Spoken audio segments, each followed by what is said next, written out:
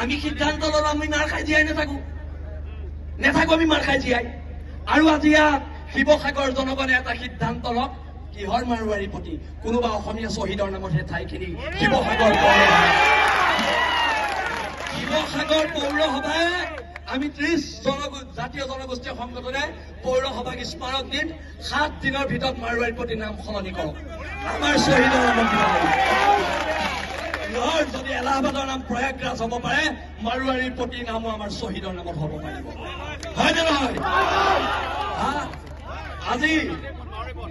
আজিৰ পৰা এখন সংগ্ৰাম, এই সংগ্ৰামখন আঁঠু কাঢ়ি কাণত ধৰি জীয়াই থকাৰ সংগ্ৰাম নহয়। সেইকাৰণে আমি কওঁ, হ'ব পাৰো আমি দুখীয়া, আমি তহঁতৰ গোলাম নহয়। আঁঠু কাঢ়ি অধিকাৰ খোজা আমাৰ নিয়ম নহয় আৰু নিয়ম নহয়।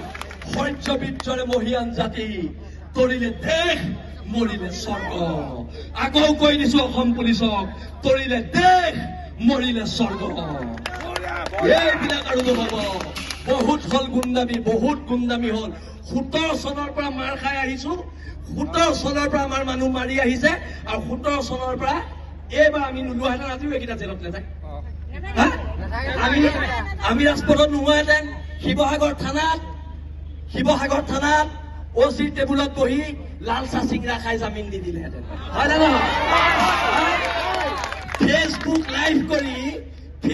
লাইভ কৰি জাতীয় সংগঠনৰ ল'ৰা এটাক মাৰিলে, মৰাৰ পিছত প্ৰতিবাদ হল। প্ৰতিবাদ হোৱাৰ পিছত সেই মাৰোৱাৰী মানুহজনক শিৱসাগৰ তেতিয়া অচি কোন আছিলে মই পাহৰিলো, অচিয়ে লাল চাহ আৰু চিংৰা খাই জামিন দি দিলে।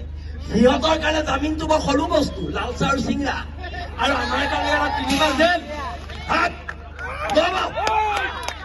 সিহঁতৰ কাৰণে জামিনটো লাল চাহ চিংৰা, আমাৰ কাৰণে জামিনটো 3 মাহ জেল।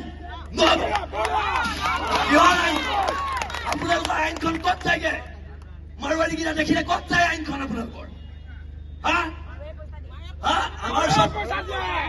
আমি স্বাভিমানেৰে জেলত থাকো, কিন্তু মই আজি আপোনালোকক কৈ দিছো, আজি প্ৰশাসনক কৈ দিছো, স্বাভিমানে আমি জেলত থাকো, কিন্তু 3rd ক্লাছ মাৰোৱাৰী এটা ভৰিত নধৰো।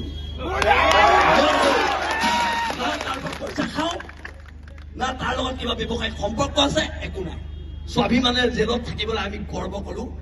আৰু যদি আপোনালোকে, মই এতিয়াও কৈছো, এই মানুহখিনিক যদি সুৰক্ষা দিবলৈ আপোনালোকে বিচাৰে, সেইটো আপোনালোকে ঐতিহাসিক ভুল কৰিব, সেইটো ভুল নকৰিব।